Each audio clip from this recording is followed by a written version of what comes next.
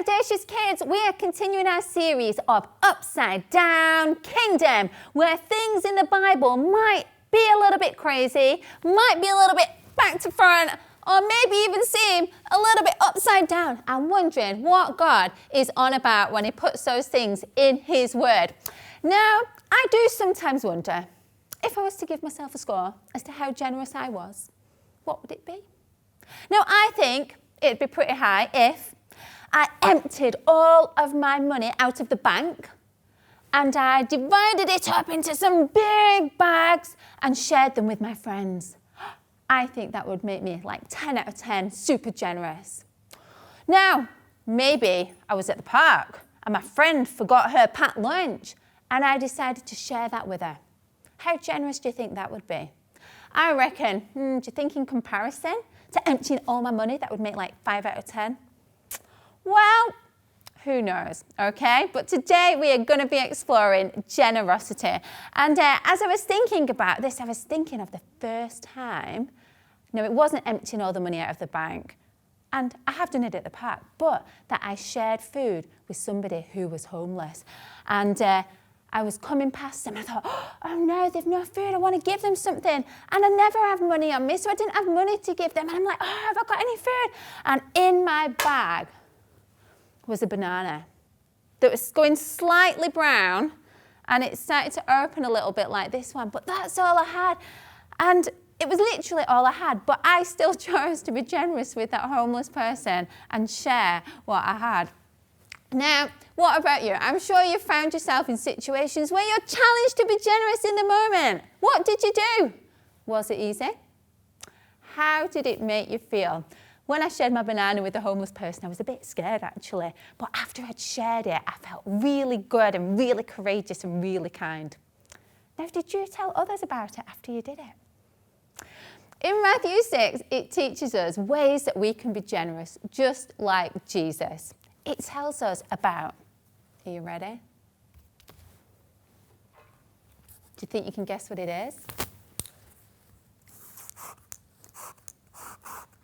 Shout out if you can guess. Giving to who?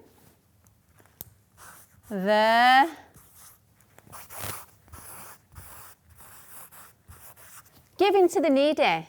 That's one way that we can be generous. Another way we can be generous, you might not have thought of this one before, is by, can you guess?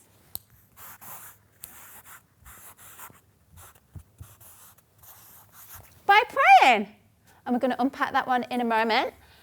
And thirdly, if I give you a clue, do you think you can guess? What could it be? Here goes. Not how fast you can go. Fasting. And we are going to explore these 3 areas today. So, giving to the needy. Let's find that. Is straightforward. Maybe you see someone homeless, maybe a friend at school loses their pencil case or they forget their lunch, and you can meet that need straight away. So giving to the needy, we can often panic about how can we do this or are we brave enough to do this, but I encourage you, give to the needy. There's so much need right in front of you. Your mum might need some help with the dishes. You can meet their need. You can be generous with your time. You can help your friend out. You can help a parent clear out the garage. You can give to the needy with your time and with what you have. The second one, fasting, okay? Now you might be wondering, how is it being generous? Fasting. Because fasting, we're exercising a different kind of generosity. This time, it's towards God. Giving up food, for example, so that we can spend that extra time with God.